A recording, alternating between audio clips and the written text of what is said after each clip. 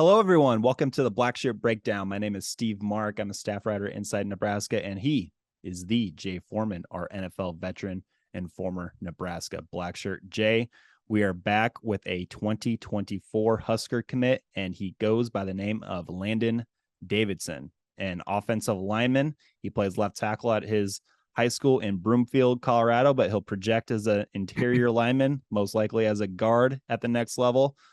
Jay, when you saw Landen Davidson's name come about on social media that he committed to the Huskers, I'm sure you watched his highlight tape and what were your overall thoughts right away?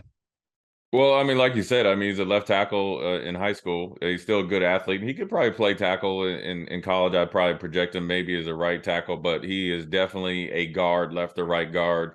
Um, athletic ability and mindset. As we get into his tape, you're going to see that he plays with a little bit of an edge, and that's what you like. Again, he's playing against high school kids, but I like I think there isn't a star ranking for ability to finish and finish with some nastiness, and I think he checks those boxes, or the box of doing so. So I think from a mentality standpoint, obviously, he's pretty high ranked. And then also the big thing is we're getting him out of Colorado as well. You're going into another state that you'd like to have within, I don't know if it's 500 miles or close to 500 miles. You want to be able to go in there and get some of their best players. And Nebraska's had some good histories from Colorado. I think just coming to mind is Matt Slauson, I think was from Colorado. I think Adam Carricker might have been. So those are two guys that have, came here and played well. So hopefully, bodes well for Nebraska staff moving forward. 3-star athlete out of Broomfield, Colorado, like we mentioned, and 6'4", 312 pounds, and he can move. We mentioned his attitude, his edge. We really like that, and we'll get into that. But he can move for a big guy. He went to a camp at Tennessee and ran a 4.91 40-yard dash at 3, and he told me he did that at 312 pounds and 6'4". That's moving for a big dude. And so that really just, I think, should get the fan base excited. It should get Donovan Raiola excited to get him and start working with him and everything. But Jay, how unique is it to see somebody 6'4", 312 pounds, especially going into his senior year of high school, run a sub 5-second 40-yard dash? Hey, Steve, he's 6'4", 312. I'm 6'3". I'm not going to tell you how much I weigh. He probably could beat me in the I don't know if I could break 5. So look, that's a really good athlete. You're seeing it. You see the combine, you see guys being that big and fast. So again, just probably need to get him, stronger and quicker, and everything that this strength and conditioning coaching staff can do to make him a better player. But the initial athletic ability is exactly what you would want at a guard position or an offensive line position. I think he has good athletic ability to play any position, but obviously I think he's ready-made to kind of stick in there at guard, in my opinion, and obviously it matches his mindset. Yeah, and we mentioned the type of athlete he is. He just picked up wrestling 2 seasons ago, and his first 2 seasons in the heavyweight division in Colorado, he made state and he placed at state. So that just kind of tells you just the tools that he's working with. It's good stuff. He's big, he's strong, he can move. And we're going to get into that right now. But I wanted to show a quote. I did the commitment story. I called him up after he committed, and I was asking him about Colorado and the rivalry between the Buffaloes and the Huskers. It's not as hot as it once was, but, it's getting back up there with Dion back there and just social media going crazy. And I asked him about the game in Boulder on September 9th, and he said, "Let me tell you this. I'm going to be at that game, and I'm going to be wearing Husker red. I'm excited. I found a new home. It's not even a question." So he's going to be at the game. He's going to be in Boulder, and he's going to be on the Husker sideline wearing red. I thought that was kind of cool. So just wanted to add that in there. But so yeah, let's get into these highlights, Jay. I think there's 4 of them, and some of these are double teams where he's kind of chipping in with another guy, but I don't know. I just think that there's a lot to like here. Like we said, he's big, he's fast, 6'4", over 300 pounds, good footwork. And I think you mentioned his pad level, how he plays with leverage. It's really, really good. Well, you mentioned that he just started wrestling the last 2 years. And so now that, you're starting to see it help him on the football field. And maybe it was strategic by his football coaches or his parents or even him as well. Some of the best offensive linemen I went against were wrestlers. They know how to play with leverage. They know how to contort their body, not lose their leverage.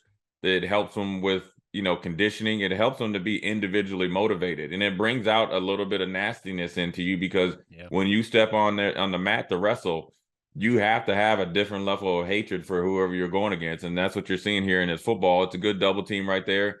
Good initial step. And I like that you see that he's able to drop his pads and lift this guy right here. I call it a forklift, right? And so when you think if you can get leverage, get him up off his feet, you see this guy right here.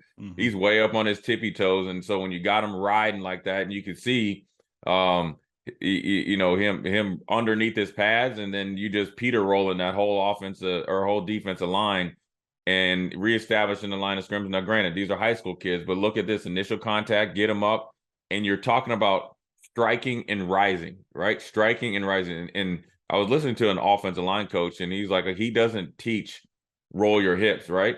Well, what he teaches is come off, initial shock, get your hands inside, snap the pads. That means you're coming off with some force, and then naturally your body will rise, right? And so this is what he's doing. He obviously is great teaching technique right here, where you're able to strike and rise through your opponent. And then when you got him up on his heels right there on the tippy toes, you're actually giving him a little bit of height, taking his defensive lineman from 6'2" to about 6'6".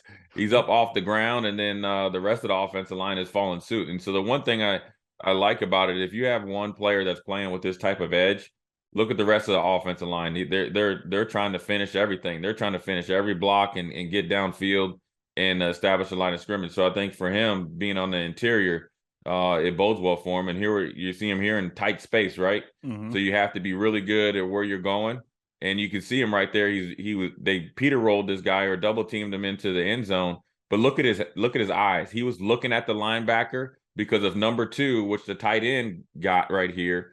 If he kind of slipped in there, he was gonna come off and block him. So I'm looking at things differently, where you can see, okay, can he not only do his job in this double team? He's the first one that's setting the point of attack, right? Yep. You see the initial shock right here. Now, granted, he's bigger than these guys are going, but he can't dictate who he plays against. He just has to play against the kids that he's playing against and dominating. But one thing I like is finishing the block. But also he had a little bit of a teaching tape right there where his eyes looked back inside and read it. And then therefore he was able to, get off the ball and then obviously finish him into the end zone. It's almost like a touchdown for him as well. And then this one, I don't know what you want to call this, maybe a counter with two pulling. Looks like he's at left tackle here, and he's pulling along with his left guard. Kind of shows you his footwork and how smooth. I thought it looked pretty smooth pull here. Right, yeah. You see him right here. One, he's pulling with good leverage. Again, getting in the guys, and he has his eyes up and good pad level. So look right here. He's not a bobble. He's not a bobber, right? And so when you think about fishing, a bobber goes up and down when he's running. Look how when he's pulling, it's the same level. So if you just had like a pad or something like that, look at both of them. They're both doing a good job, but in particularly him, he's pulling right tight pull. Look at the pad level when he first gets into, I think, number 53 or whatever his name is, and he catches him by surprise, and now he's on roller skates. And then again, the finish 30 or number 33. When he blocks number 33, and obviously it's a good little pancake right there, and a little friendly fire, he might get number 85. But when he pulls around, it's really good. Look at the point of attack here. Look at the leverage, and it's good that you have a light blue helmet and his helmet. He's pulling around right here, following his lead guy. But when he gets into him, look at the pad level.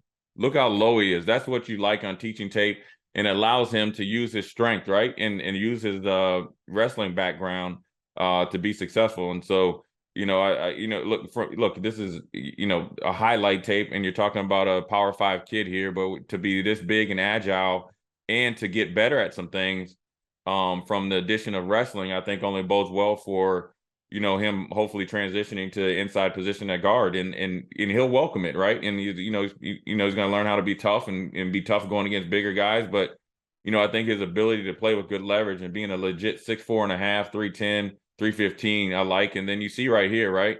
Again, there's competition right here, but what I really like right here was a quick set, right? And it was supposed to be a quick pass, so he stepped, and then look at the hands inside ready to strike, right? Now he missed with his initial strike with the left hand, but his right hand was so far locked in there inside, and he was able to long arm him, which in some ways is a defensive move. He controls him right here. He's able to get his left hand back inside, and guess what he does after that? Finishes the block. So these are all things that Coach Raiola, obviously Marcus Satterfield, and more importantly, obviously Matt Rhule is seeing, from a position flexibility standpoint, right? In a pinch, when you're on the road, and say he's not starting yet, but say he's the number one backup guard, and if he's smart enough and is taking on the challenge to knowing all 5 positions, you can throw him in there in a tackle position and know that he knows how to play it well. So, he might start out at guard, but if he really works on his quickness, in footwork, and then obviously his leverage is good, he could play a right or left tackle. I don't know his arm length or anything like that. He doesn't have short arms. And so, I think from there, he bodes well as far as the offensive line product. So I think, it's another good get for Nebraska. I think they're, consciously making a good effort of recruiting guys, not only with the height, weight, size stuff, but then also with the right mentality, right? And the mentality is going to take guys a lot farther than maybe their measurables. And so this young man, just from where he's at right now, again, in high school, 2024 commit, he's big enough. Obviously, we know he's fast enough. And then he has the right mentality. And also, I like that he plays with really good leverage. A big athlete for a big man, and plays with a good pad level. And so even though his strength might not be up to, say, Big Ten strength, initially as a freshman, his ability to play with good leverage will allow him to be successful earlier on in his high school career, or college career, excuse me, because one of the biggest things that offensive linemen don't do well across the board, middle school, high school, and some college, and especially earlier in their career, is play with the correct amount of leverage, or the good leverage, and being able to strike and be physical, not only in the first quarter, the first play, which we've seen, but late in the game, right? When you think of Nebraska, right, and sometimes that we weren't able to finish games, right? And, in particular, you might look at, say, the Michigan game, when we played them at night and we, kind of, gave that game away, was our inability to run the ball, or Iowa at the end of that season 2 years ago, the inability to run the ball late in the game. But you saw the pad level of the offensive line play a little bit higher.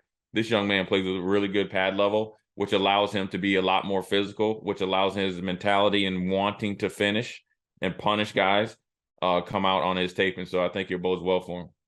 Mentality, leverage, athleticism, that is good stuff. And wants to be here. You know what I mean? And, for sure. I will say this, whether you are from Colorado, Iowa, or anywhere, Texas, we got some guys. It takes a unique mindset to be willing to look outside of your state grounds, because whether it's Matt Rhule or Deion Sanders, you got 2 coaches with big personalities, right? And you got a coach in Colorado, a Deion, that's made some waves as far as recruiting.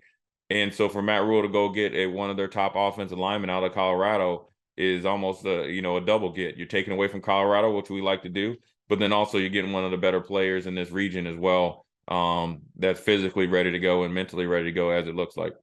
And it looked like, Nebraska made the offer to Landen Davidson, and not too long after that, Colorado and Deion Sanders offered Landen Davidson. So, I think it probably meant something to Landen that Nebraska saw something when Colorado was, right there the whole time. So really good stuff from Landen Davidson, really good stuff from Jay Foreman, as always.